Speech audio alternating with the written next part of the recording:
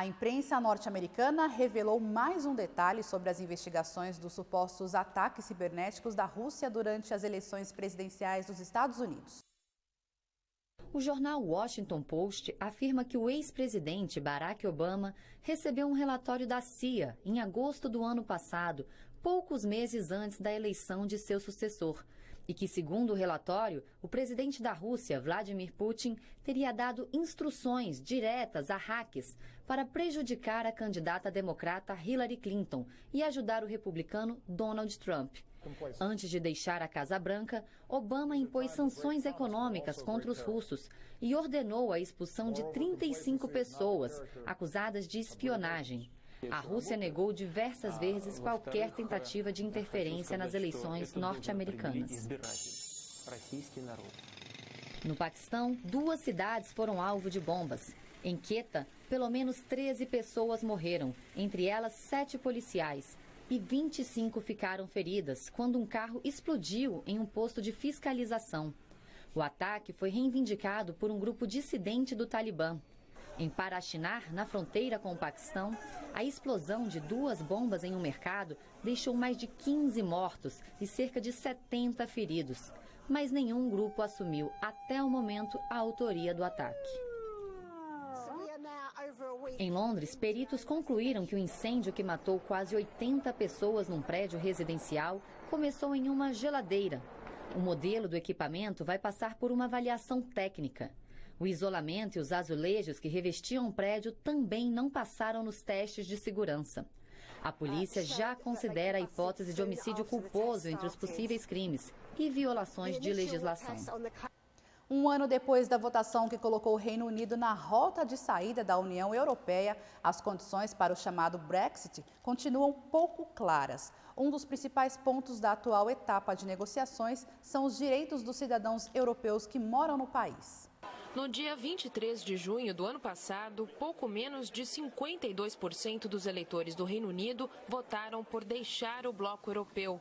Um resultado que chocou não só a Europa, como também os britânicos. Feita a decisão, surgiu a dúvida do que de fato significaria o chamado Brexit e de como ele seria colocado em prática. Um ano depois, as perguntas continuam em aberto. O prazo de 2 anos para finalizar o acordo de saída começou a contar em março e as negociações oficiais tiveram início nesta segunda-feira com a primeira-ministra Theresa May enfraquecida depois que o partido dela perdeu a maioria absoluta no parlamento. O que já foi estabelecido a contragosto do governo britânico é que as condições de saída deverão ser acertadas primeiro, levando em conta os direitos dos cidadãos. E só depois outros acordos poderão ser fechados, como o das relações comerciais entre o país e o bloco. Os líderes europeus se reuniram ontem e hoje em Bruxelas para tratar dos rumos da União Europeia. Mas uma das sessões da cúpula que mais ganhou destaque foi a que discutiu como estão indo as negociações do Brexit. A primeira-ministra britânica apresentou a proposta do governo para garantir o direito dos mais de 3 milhões de cidadãos europeus que vivem no país.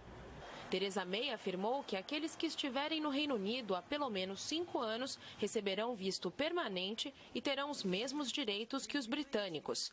A proposta foi vista como um bom começo, mas deixou muitas questões em aberto. Para o presidente do Conselho Europeu, Donald Tusk, ela ficou abaixo das expectativas e pode significar uma piora para os cidadãos envolvidos. Migrantes europeus que estão há menos tempo no Reino Unido expressaram receio diante do que vai acontecer com eles.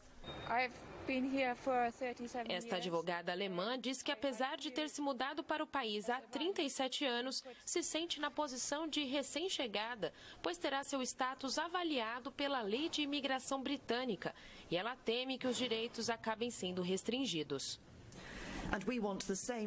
May também exigiu garantias para os mais de 1 milhão de britânicos que vivem na União Europeia. Os termos da proposta serão publicados oficialmente nesta segunda-feira e avaliados em detalhe pelos países membros. Na Venezuela, a oposição saiu às ruas para protestar contra as forças de segurança depois da morte de um jovem de 22 anos. Davi Valenila levou um tiro no coração durante um protesto. Essas imagens mostram o momento em que Valenia é atingido. O jovem cai no chão, mas consegue se levantar e se afastar cambaleando, enquanto companheiros dele usam escudos para protegê-lo. Valenia participava de um protesto contra o governo em uma base aérea da capital, Caracas. Os manifestantes jogavam pedras e bombas Molotov contra os tanques que tentavam dispersar a multidão com jatos d'água, quando os policiais começaram a atirar. O governo informou hoje que o tiro que matou o jovem foi disparado por um sargento. Ele foi detido e será julgado. Mas os manifestantes prometem continuar nas ruas até o presidente Nicolás Maduro libertar os líderes opositores presos, devolver os poderes ao Congresso e convocar eleições gerais. 75 pessoas já morreram em quase 3 meses de protestos na Venezuela. Os protestos têm ocorrido quase que diariamente para pedir a saída do presidente e a antecipação das eleições de 2018. Maduro responsabiliza os opositores pela onda de violência. Ele respondeu às pressões internas e internacionais, convocando uma Assembleia Nacional Constituinte que será eleita em julho. Mas para os críticos do regime, essa é mais uma manobra de Maduro para reescrever a Constituição na sua medida e se perpetuar no poder. Com parcelas menores e menos burocracia, os consórcios têm conseguido cada vez mais clientes. É possível comprar desde imóveis a procedimentos estéticos, mas é preciso tomar muito cuidado para não cair em armadilhas do mercado. Um mercado que cresce na contramão da crise. Os consórcios têm registrado um bom desempenho. De janeiro a abril, o volume de crédito comercializado foi de 60 milhões de reais, crescimento de 126% na comparação com o mesmo período do ano passado, segundo dados da Associação Brasileira de Administradoras de Consórcios, ABAC. Nessa área de imóveis, o cliente ele pode ofertar o lance através do seu fundo de garantia. E com isso, após ele ser contemplado, com esse fundo de garantia, ele pode quitar parcelas do seu plano, ele pode diluir o valor da parcela também, e tudo isso sem juros. A explicação para o crescimento da procura está no valor das parcelas. Um carro de 60 mil, por exemplo, se for financiado em 60 meses, terá parcelas de R$ 1.600.